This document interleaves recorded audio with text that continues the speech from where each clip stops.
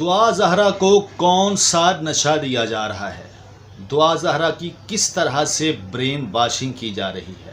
وہ کون سے ایسے عناصر ہیں جو دعا زہرا کو اس قدر والدین سے بدظن کر رہے ہیں کہ وہ اپنے باپ کو ظالم کہہ رہی ہے؟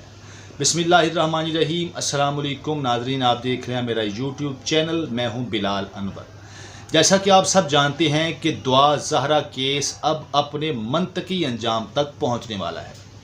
اس کیس نے لوگوں کو بہت سی اویئرنس دی ہے، خاص طور پہ مہدی کاظمی کی بہادری نے بہت سارے والدین کو یہ حوصلہ دیا ہے کہ آپ جب بھی اپنے بچوں پر اعتبار کریں تو پورا اعتبار کریں۔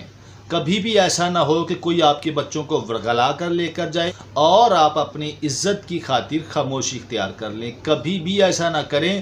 عین ممکن ہے کہ آپ کے بچوں کو کسی گروہ نے اغوا کیا ہو۔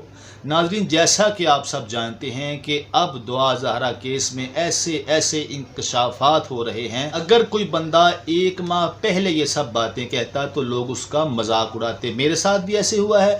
جب بھی میں اپنے دوستوں کے ساتھ بات کرتا تھا، کوئی ویڈیو اپلوڈ کرتا تھا، تو لوگ میری باتوں کا مذاق اڑاتے تھے۔ وہ کہتے تھے کہ نہیں جی، ایسے ہو ہی نہیں سکتا، بچی اپنے منہ سے کہہ رہی ہے کہ وہ اپنی مرضی سے آئی ہے، اپنے والدین کو چھوڑ کر آئی ہے، اب وہ چونکہ نکاح کر چکی ہے اس لیے یہ قصہ ختم ہو چکا ہے۔ پاکستان میں اس طرح کے سینکڑوں کیسز رپورٹ ہوتے ہیں، مگر ناظرین جیسے مہدی کاظمی صاحب نے سٹینڈ لیا، پھر اس کے بعد کیا ہوا؟ آپ نے دیکھا کہ عجیب و غریب طرح کے انکشافات ہو رہے ہیں۔ پہلی بڑی کامیابی یہ تھی کہ دعا زہرا کو 11 رکنی میڈیکل بورڈ نے یہ تسلیم کیا کہ اس کی عمر 15 سال ہے۔ اس کے بعد اب جو کہ سب سے بڑی خبر ہے وہ یہ ہے کہ ہائی کورٹ نے دعا زہرا کے نکاح کو منسوخ قرار دے دیا ہے، مشکوک قرار دے دیا ہے۔ اس کا مطلب یہ ہوا کہ اس کے پیچھے واقعی بہت بڑے عناصر تھے۔ مطلب یہ ہوا کہ واقعی میں یہ ایک منظم گروہ کی سازش تھی، جو گروہ لوگوں کی بچیوں کو اغوا کرتا، ان کو ورغلاتا اور پھر مختلف قسم کے ہیلے حربے استعمال کر کے ان کو اپنے والدین کے خلاف کرتا۔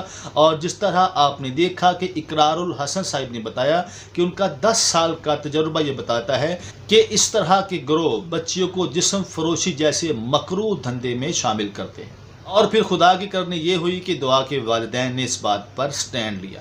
یہاں پہ سب سے قابل ذکر بات یہ ہے کہ ایک بچی جو کہ اپنے اغوا ہونے سے چند گھنٹے پہلے اپنے والد سے گفتگو کر رہی تھی، گھر کے تمام افراد اس طرح کی گفتگو میں مشغول تھے کہ اچانک بچی گھر سے غائب ہو گئی اور پھر کچھ دنوں کے بعد نکاح نامے سمیت کچھ لوگ اس کو منظر عام پر لے کر آئے۔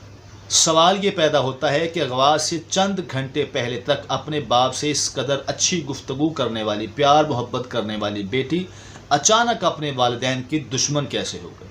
اچانک اس کو والدین برا کیوں لگنے لگے؟